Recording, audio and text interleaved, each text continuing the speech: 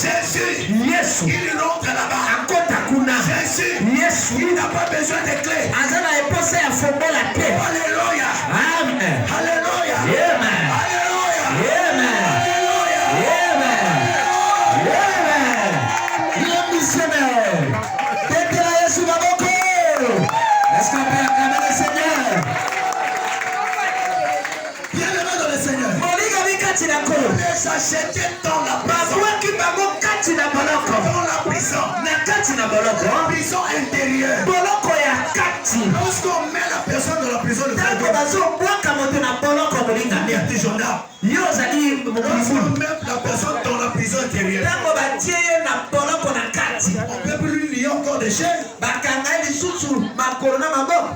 On ne peut pas le lier. Bakokanga ye Mais lisusu pour te. Paul et Silas, Mais mpona Paulo mpe Silas on les a liés. batie bango minyololo. Ton problème, Likambo na yo c'est pour manifester la gloire. eza mpo otalisa nkembo ya Nzambe. Alléluia. Amen. On les a pris. Bazwi bango On les a jetés dans la prison. babwaki bango na boloko. Qui étaient enchaînés. makolo ezalaki yo Qui dormaient là. azalaki kolala wana Au milieu de la nuit. na katikati ya butu. Comme la prison intérieure. Lokola boloko ya kati C'est barricadé. ezali na bibanga zingazinga. Tu marches. tozotambola Arrivé ici. kokoma na liboso Tu t'arrêtes. osuki Tu mets à gauche. okela ngambo Tu t'arrêtes. osuki Tu mets à droite. okela ngambo mobali osuki. Je veux dire à quelqu'un. nalingi naloba na moto Il y a moko beaucoup de chants. ezali na bato En ebele passant bien sûr. na kolekaka Il y a beaucoup de chants. eza na bato ebele Ils sont dans la prison. oyo baza na kati ya boloko. Si tu viens à l'église, oyaka ta eglise tu es dans la prison. oza na boloko. Même si tu pries, ata obondelaka tu es dans la prison. oza na boloko. Je vais te donner un preuve. nalingi kolakisa yo Tu es likambo fonctionnaire comme le frère Dona. osalaka lokola ndeko dona.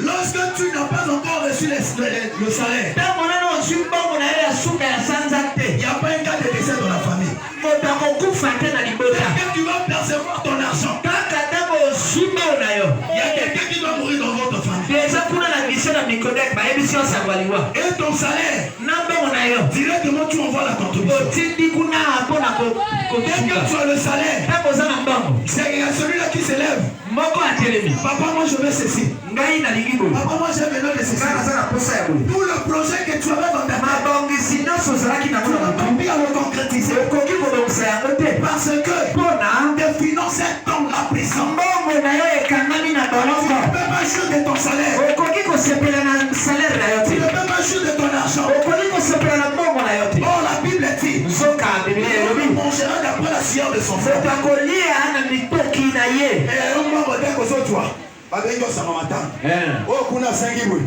Donc ko elonga na yo sala concours tika 100 000. epikala gise papa Moya sala programme eza te. eza te. Un esprit molimo qui a bloqué tes finances. oyo ekanga mbongo na yo. Alléluia.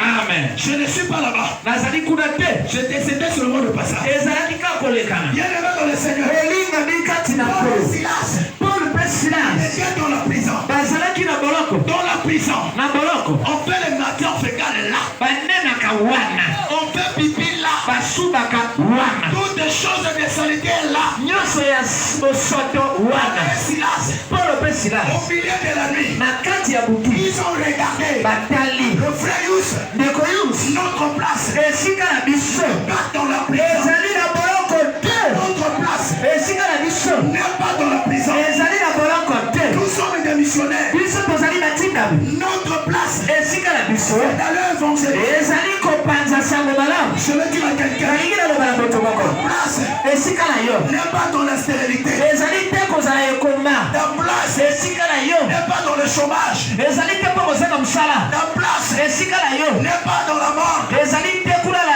na esika babombaka bibembe. Alléluia. Amen. Est-ce qu'il y a quelqu'un qui comprend ça? Amen. Est-ce qu'il y a quelqu'un qui comprend ça? Amen.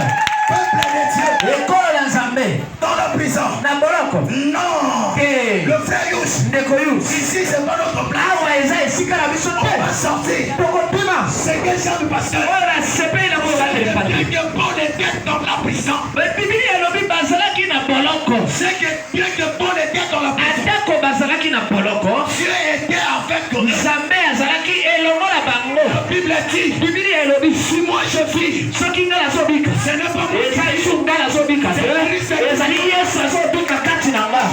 nalingi naloba na moto moko nalingi yo. Dieu est avec toi. Nzambe aza elongo na yo. Maintenant, sika oyo peut manifester sa gloire. alingata lisankembo na ye. Maintenant, c'est à toi. Esenge ekomi na yo. De démarrer. Ya kobanda. C'est toi. Ekomi na yo. De démarrer le véhicule. Ya kotia na kotambwisa motuka. Alléluia. Amen. Contrairement à Pierre.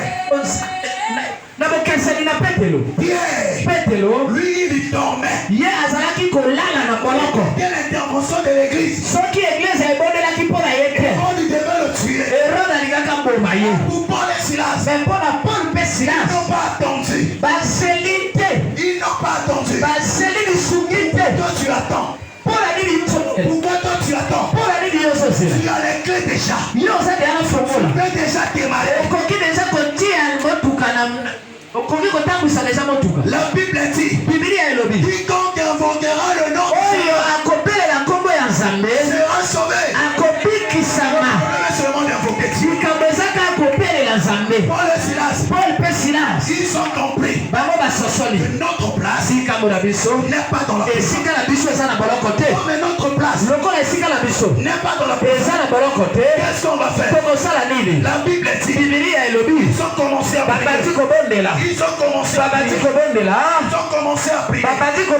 Et chanter. La Bible dit tout à coup fit un tremblement.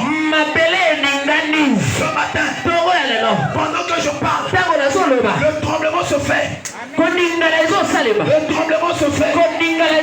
La prison là où on t'avait enchaîné. Le tremblement se fasse. Le tremblement se fasse. Alléluia. Amen. La Bible dit les portes de la prison s'ils s'ouvrir. Les portes sont ouvertes. Bien-aimé dans le Seigneur. La Bible dit les prisonniers qui étaient de l'autre côté, les aussi, les chaînes étaient coupées. Je veux dire à quelqu'un ce matin, par ta prière, même ton entourage, pour la gloire de ton Seigneur.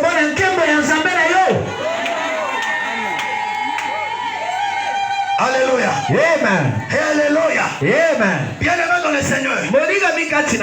Voilà pourquoi j'ai dit ce matin que ton problème c'est pour manifester la gloire. Si on n'avait pas pris Pierre pour le jeter dans la prison, les prisonniers ne devaient pas les liens de prison ne devaient pas être coupés.